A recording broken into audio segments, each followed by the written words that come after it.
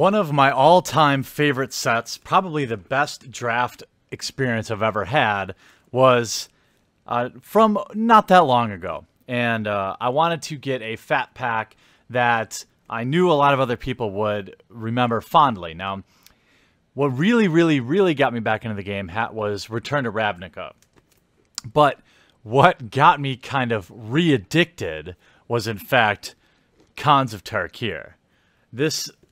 This set, in my opinion, was one of the most fun to draft I've ever drafted, and it was one of the most exciting sets to ever come out in my return to the game. Why? Well, it had fetch lines in it. Fast forward a few years later, and that's kind of all that's left to find in this fat pack.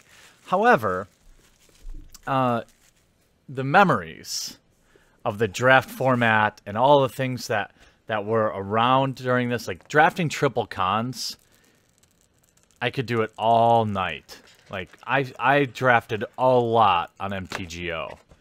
I want to start with the poster. Whoop. Hopefully that's not too loud for you. Pretty nice. Not as good as the new Phyrexia one, of course, but overall, still a pretty nice poster.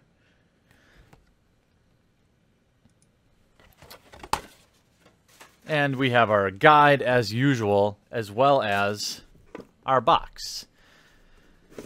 I remember this, you know, we had the Siege Rhino standard, which was kind of rough on people.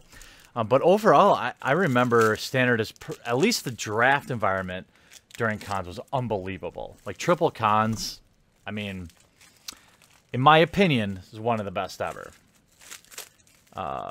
That said, there's at least 20 sets that have come out over the 25 years of Magic, and that I probably never drafted. Maybe less than 20, but you get my point. So we have 9 packs. This is pre the bump to 10 packs, and then we actually have the spin down. I'm not really looking for anything in particular from these packs outside of just going back and fondly remembering some of the set. Now, the big pulls are still the fetch lands: Polluted Delta, Wooded Foothills, Bloodstained Mire, Flooded Strand, Windswept Heath are all $10 or more. Then you have Sorin, Solemn Visitor, the Planeswalker at a $5 bill, Clever Impersonator, and there's actually a vampire token in this set that's worth $2, which is pretty funny. So let's play the Fetch Land Lottery and see if we can't find ourselves really any of them.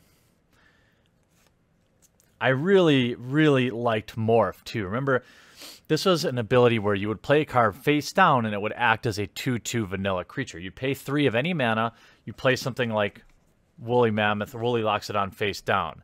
Then, at the time of your choosing, when you have the correct mana, you can unmorph it.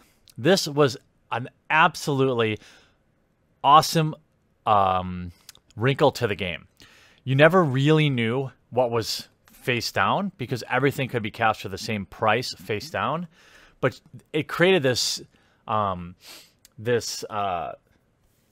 environment where you were guessing what you know. You'd play somebody who had like 3 or 4 cards morphed, and you're trying to figure out, geez, which one's which one do I want to target with the shock, which one do I want to get rid of, and then it made attacking and blocking so interesting.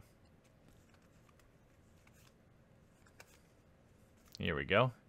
Brave the Sands, Warname Aspirant, Nomad Outpost, and High Sentinel of Aershin. This card was very good in Abzan.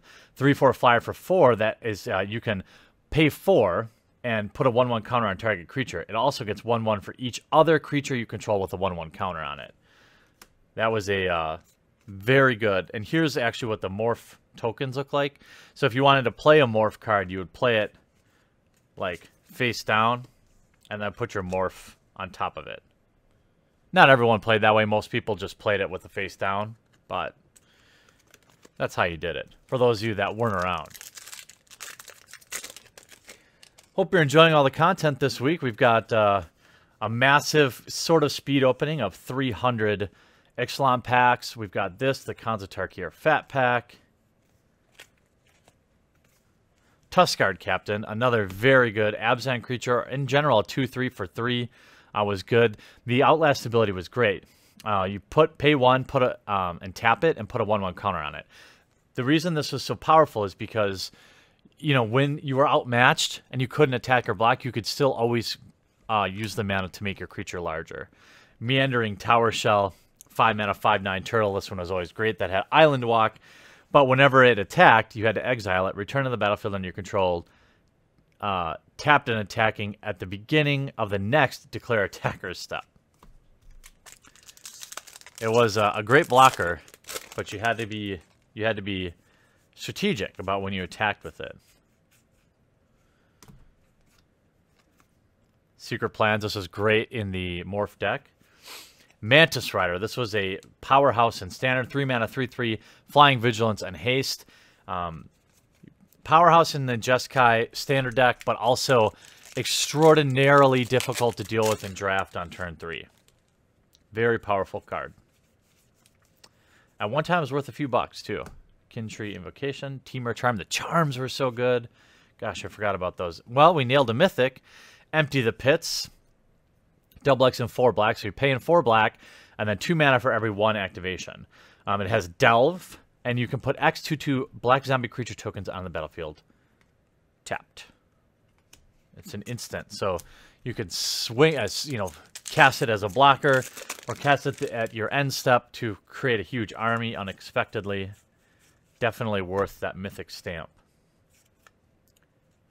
Another Mythic. Wow. See the Unwritten. Now, this was a very powerful card for a while, too, because you paid 6. You reveal the top 8 cards of your library. Put a creature card from among them onto the battlefield. Put the rest into your graveyard. Now, if you could trigger Ferocious, which meant you had any creature with a power of 4 or greater, you may put 2 creature cards on the battlefield for 6 mana. That's a good amount of play as well. This is probably the time I was most interested in Standard. Treasure Cruise, if you all remember that card. Another iconic card from this set. High Spire Mantis. Trail of Mystery, another kind of iconic card. 2 mana Chapman. This card was bananas in the Morph draft deck. Whenever a face-down creature enters the battlefield under your control, you may search your library for a basic land card. That alone is pretty strong. Reveal it, put it in your hand, then shuffle your library. Whenever a permanent you control gets turned face up, so when you unmorph something, it gets +2/+2 till end of turn. Very good. We have foil Woolly locks it on. Only 3 packs left to hit that sweet fetch land gold. Master of the Way, this is a great card. Kiru Bloodsucker. Sultai Soothsayer, Show Me Land. Savage Knuckleblade. This also saw standard play. 3 mana, 4/4, already very strong. Then it has 3 abilities where you can either give it +2/+2. You can actually do many of these if you want. You can return it to its owner's hand, or you can pay 1 and give it haste. 1 red. Very versatile card. A lot of people's favorite. Timur.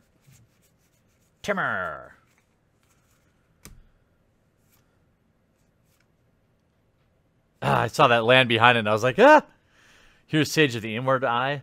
Very good card in Limited. At least 5 mana, 3/4 flying. Whenever a non-creature spell, whenever you cast a non-creature spell, creatures you control gain lifelink till end of turn. That was pretty good when you combine it with some sort of pump spell. All right, last pack to find that fetch line. In many years, I've been doing this channel for almost 4 or 5 years now. So if I'm still doing this when I'm 40, it'll be fun when we're still cracking Tarkir fat packs looking for fetch lands. Look, we've got an upside down card in the pack. What does that tell us? It tells us we've got a fetch land. Probably a foil fetch land. Cranial Archive. Secret Plans. Windstorm. Another Mythic, though. Dang. Ashcloud Phoenix. 4 mana, 4/1. Flying. When it dies, return to the battlefield face down. So it comes back morphed. You can pay the 6 to unmorph it. And when it's turned face up, it deals 2 damage to each player. No fetch land, however, tons of great memories from Tarkir, so it's definitely worth it. I'm glad that you guys voted to open this month. If you enjoyed the video or you made it to the end, make sure before you leave you hit that thumbs up button and you drop a comment down below. I definitely read them all. I try to respond to ones when I can. I hope you enjoyed this video. We'll talk to you again real soon.